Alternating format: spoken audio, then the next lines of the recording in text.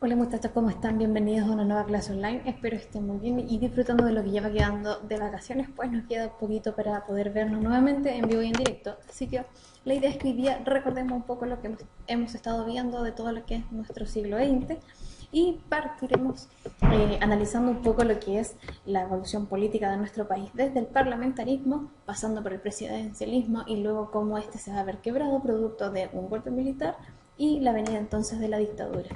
A su vez también es importante que vayamos viendo la evolución de nuestro país en lo económico, cómo nosotros partimos con una bonanza producto del salitre, es decir, el ciclo del salitre, que se va a venir afectado por la crisis de 1929 y va a obligar a los gobiernos de turno, ¿cierto?, a que modernicen esta economía y instauren un nuevo modelo conocido como el modelo Easy.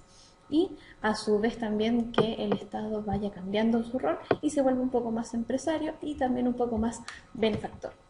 Pero también tenemos que considerar lo social, muchachos. No olvidemos de que lo que ocurre, lo económico y político, tiene claramente mucho que ver con lo social y cómo también la población se va manifestando respecto a lo que se va viviendo en cada época. Es así como la cuestión social de principio de siglo va a determinar muchas de las políticas tomadas, sobre todo en la década del 20 y del 30, y cómo también las decisiones políticas del 50 y del 40 se van a ver afectadas por la intervención, esta vez política, de la mujer cuando adquiramos todos nuestros derechos de sufragio. Y por último tenemos que ya a finales del siglo XX vamos a ver cómo ya definitivamente se ha podido consolidar la clase media, que es el número más importante de nuestra sociedad, inclusive hasta el día de hoy. Así que partamos rápidamente con lo que es lo político. Ustedes esto ya lo conocen, así que lo veremos rápidamente. El parlamentarismo, o parlamentarismo a la chilena, o criollo, ¿cierto? Como se le dice, que fue un intento de poder, de alguna manera, imitar el parlamentarismo inglés. Sin embargo, vamos a tomar nuestras propias características. Dentro de este periodo, ya saben ustedes, hubieron 7 presidentes, ahí los pueden ustedes ver con sus periodos correspondientes, de los cuales nos vamos a quedar solo con el último, que vamos a ver más adelante por qué es tan importante este presidente para el término de este periodo. Veamos y recordemos un poco las características del parlamentarismo. Recuerden ustedes de que se trata de un periodo en donde se ve disminuido el poder del presidente frente al Congreso. Esto significa entonces de que el presidente está por bajo las decisiones tomadas por el Parlamento, en un sentido de que por las atribuciones que se toma, ¿cierto?, va a hacer cumplir lo que ellos en el fondo decidan o quieran, más allá que el presidente esté de acuerdo o no.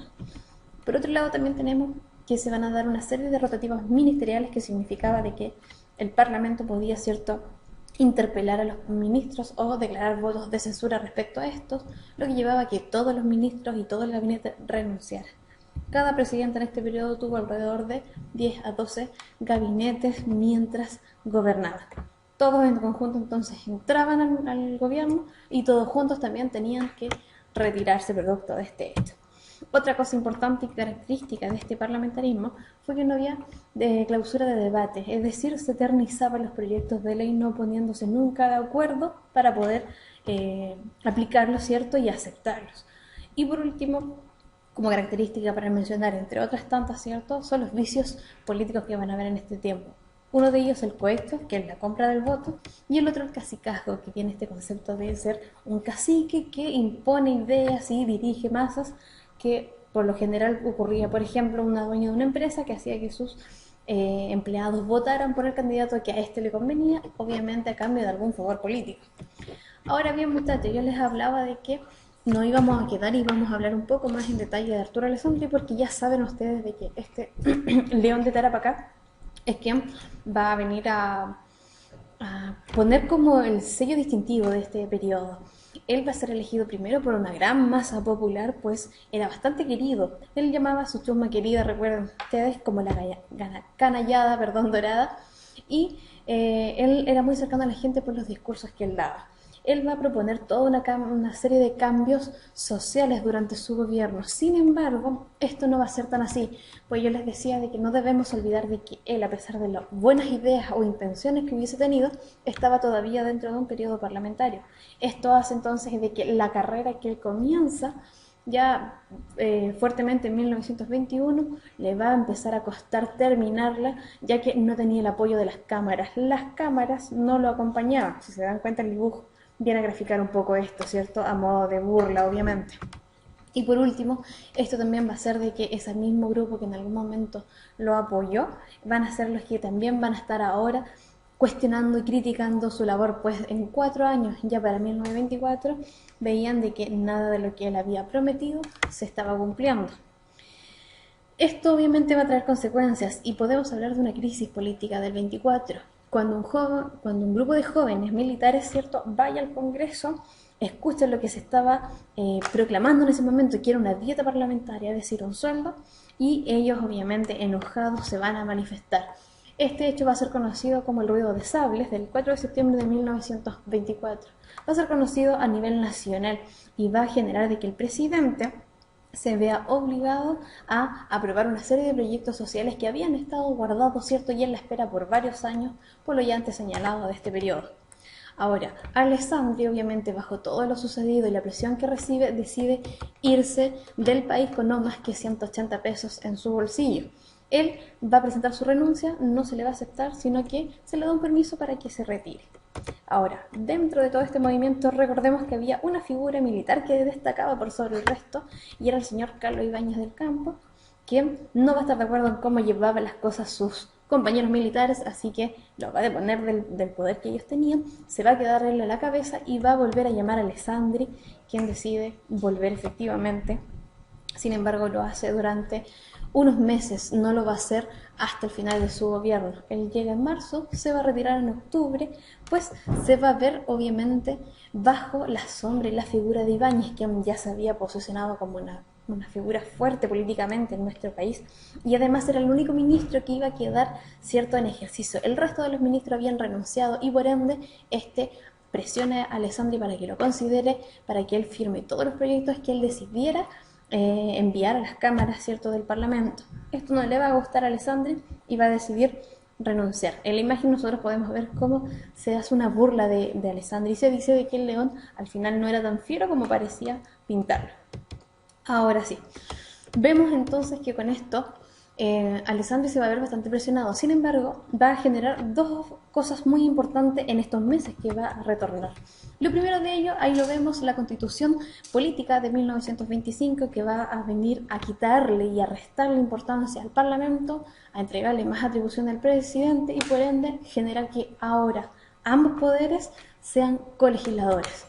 Además de eso, va a haber un gran cambio que va a ser la separación de la Iglesia y el Estado, va a quedar estipulado en esta Constitución, y como yo les decía entonces, todos estos cambios, como por ejemplo, que ya el Parlamento tenía que aprobar los proyectos dentro de ciertos plazos, la ley de presupuesto también tenía que ser dentro de cierto plazo, si no se prorrogaba inmediatamente la del año anterior, ahora el presidente gobierna no por 5, sino que 6 años, y además podemos hablar que esta vez ya no queda en poder político el tema de las elecciones, sino que se crea también un órgano que va a ser, ustedes ya saben, el Tribunal Calificador de Elecciones. Ahora, por otro lado, era importante ver qué se iba a hacer con el tema económico de este periodo, ya que producto de que ya había terminado la Primera Guerra Mundial, se había creado el salitre sintético, el proceso del salitre en nuestro país se veía claramente afectado y eso llevaba a que hubiera una inflación en nuestro país. Razón por la cual Alessandri, cuando regresa, va a traer a la misión Kemmerer en honor a este caballero que ustedes están viendo ahí, que es Edwin Kemmerer, quien va a proponer una serie de medidas, entre las cuales está como principal es crear una institución autónoma que se preocupe de la emisión del dinero. Y esta institución es obviamente el Banco Central, que es el que funciona hasta nuestros días. Pero como yo les decía, a pesar de todo ello, él no va a quedarse hasta el final de su gobierno y Alessandri decide retirarse. Se llama elecciones nuevamente y comienza entonces un nuevo periodo conocido como presidencialismo. Y el primero de estos presidentes del presidencialismo va a ser Emiliano Figueroa. Sin embargo, don Emiliano Figueroa va a sufrir lo mismo que Alessandri y se va a ver afectado por su figura. Por lo tanto, también va a decidir renunciar. Va a gobernar solo hasta el 27. Ibáñez, electo presidente, va a generar una serie de instituciones que van a ser puestas en ejercicio hasta nuestros días, como Carabineros de Chile, el AN Chile y Contraloría General de la República, por ejemplo. Pero vamos a ver que él se va a ver afectado por la crisis económica de 1929, más una serie de protestas de este periodo, a partir del 30 en realidad, lo van a hacer obviamente renunciar y no va a poder con la presión de ese momento, así que este caballero va a salir raudo arrancando hacia Argentina. Y ahí tenemos al gaucho, ¿cierto?, que lo va a estar esperando y lo mira un poco tonto. Pero bueno, desde que Ibáñez se va hasta que tengamos nuevamente elecciones de un presidente elegido popularmente, va a ocurrir una serie de cosas. Por eso se habla de la inestabilidad política del 31 al 32. Va a quedar Juan Esteban Montero una vez que se va Carlos Ibáñez, va a ser depuesto por una junta militar, quien va a declarar una república socialista, no dura más de 2 semanas. Dentro de esta junta va a destacar un personaje que es el caballero que ustedes ven a la derecha, que es Carlos Dávila, va a generar un autogolpe, se va a autoproclamar presidente de este periodo y también va a ser víctima de la presión de este periodo, así que va a tener que dejar la presidencia y se llama a elecciones nuevamente. Para 1932 entonces regresa Arturo Alessandri Palma, quien esta vez viene a tomar serias medidas con respecto a lo económico y lo institucional. En lo económico se va a hacer valer por su ministro de Hacienda, que es Gustavo Ross, quien toma una serie de medidas que van a gustar de manera macro. Sin embargo, el pueblo se va a ver bastante afectado por estas medidas, pues si bien se estabiliza la economía en este periodo producto de las medidas de Gustavo Ross, el bajo pueblo, por así llamarlo, ¿cierto?, o los obreros en los que se ven afectados por sus saldos son congelados y no pueden costear, ¿cierto?, la vida en las ciudades, por ejemplo. Además de eso, van a seguir las huelgas y las protestas y Alessandri haciendo uso de sus atribuciones extraordinarias en 1938. Como ya lo había hecho anteriormente, va a declarar, ¿cierto?, la limitación de las libertades individuales o constitucionales y se va a generar esta matanza del seguro obrero a puertas de una nueva elección presidencial. Esta matanza consistió en el asesinato de un grupo de jóvenes del Partido Nacional Socialista pro-ibañistas. Producto de esto, Ibáñez, ya saben ustedes, tiene que dejar su candidatura y llama a sus votantes para que apoyen a otro de los candidatos, que era el señor Pedro Aguirre Cerda. Con Pedro Aguirre Cerda se inicia el periodo conocido como los gobiernos radicales, donde 3 de estos candidatos del Partido Radical van a gobernar consecutivamente. Ahí tenemos a don Juan Antonio Ríos, que va a seguir después de Pedro Aguirre Cerda, y Gabriel González Videla, como ya veían ustedes. Por último, podemos señalar de que durante este periodo van a suceder una serie de cosas. Como vemos, el terremoto o el gran terremoto de Chillán de 24 de enero de 1939 va a azotar a varias de las regiones que se van a ver tremendamente afectadas. Sin embargo, esto va a generar de que se promueva rápidamente la creación de la Corfo, o la Corporación de Fomento de la Producción, institución que se va a dedicar principalmente a levantar las regiones afectadas por el terremoto y a industrializar nuestro país a través del modelo ICE. Es por esto que, recuerden, en nuestro país se van a crear una serie de instituciones como Endesa, CAP, Llanza y ENAP. Ahora, no solamente se preocuparon de la industrialización de nuestro país y de aplicar este modelo ICE, este nuevo modelo económico en nuestro país, sino que realizaron otras obras, como por ejemplo, se declara con Pedro Aguirre Cerda que la Antártida pasa a ser también territorio chileno, y es Gabriel González Videla quien es el primer presidente en poner pie en él.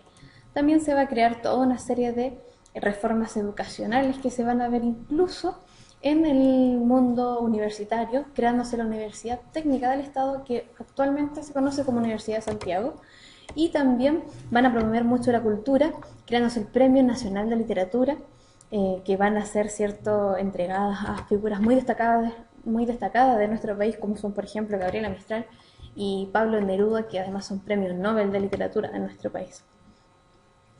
Es importante señalar lo que va a ocurrir con el último de estos gobiernos, que es González Videla. En el caso de él tenemos que va a destacar porque va a aplicar un plan que se le va a conocer como Plan Serena, Proyecto Serena, producto de que deseaba hermosear su ciudad. Va a desconocer a muchos de los partidos políticos que lo ayudaron a llegar a la presidencia y va a aplicar la famosa o la mal llamada ley maldita, ya que estamos dentro de un periodo o contexto de guerra civil en donde nos vemos claramente influenciados por Estados Unidos y se declara que el Partido Comunista es inconstitucional. Esto se considera que es una traición, obviamente, este partido de parte de este presidente, pues cuando él llega a la presidencia lo hace de la mano del Partido Comunista, entre otros. Sin embargo, al final de su periodo los desconoce absolutamente y son incluso perseguidos. Ahora, con todo esto, muchachos, vemos que la evolución política, económica y social de nuestro país va a estar marcada no solamente por el contexto nacional, sino también internacional. De hecho, aquí vamos a ver que en lo social también esto se deja ver. Recuerden que comentábamos la cuestión social de comienzo de siglos que tenía que ver con esto del hacinamiento, ¿cierto? Del problema de la higiene, las enfermedades, la precariedad de las viviendas que vivía la gente en las ciudades y también en las oficinas salitreras y en las minas de carbón. Todo esto hace que todo un movimiento parta de estos obreros producto de las malas condiciones laborales en las que vivían y la inexistencia de la legislación laboral. A raíz de esto es que van a comenzar las huelgas y las manifestaciones sociales, que es justamente lo que va a llevar, por ejemplo, recuerden ustedes que en el 24 hay una manifestación militar en el Congreso Nacional. Además de eso, por primera vez los grupos obreros se van a comenzar a organizar y crear las primeras, por ejemplo, mutuales, asociaciones obreras, socorros mutuos, sindicatos, etc. Esto hace de que se vaya considerando ya a todos estos grupos organizados como una masa realmente latente y fuerte dentro del mundo social chileno. ¿Okay? Así que ahí vemos entonces todos estos grupos que se van a ir formando, y la última imagen que ven ustedes a mano izquierda es una imagen que conmemora los 100 años de la matanza de la escuela Santa María de Iquique, que también fue una situación bastante emblemática con respecto a la cuestión social. En definitiva, muchachos, entonces vemos que estamos marcados en esta primera mitad del siglo XX por una serie de cambios y complicaciones tanto económicas, políticas y sociales. Pero todo esto va a ir agarrando otros ribetes a comienzos de la segunda mitad del siglo XX, con la llegada de Carlos Ibáñez del Campo, que viene a gobernar por segunda vez y viene con una escoba en la mano, pues él dice que va a venir a barrer con los políticos. Pero eso lo veremos en el próximo video, muchachos. Espero que les haya servido para recordar. Esto ya lo vimos, así que lo vemos de nuevo, pero rápidamente. No olviden repasar de sus guías, y en el próximo capítulo adelantamos lo que veremos en detalle en las clases, recordando todo lo que ya fue el siglo XX y lo que va a seguir siendo. Que estén muy bien, cuídense y hasta la próxima.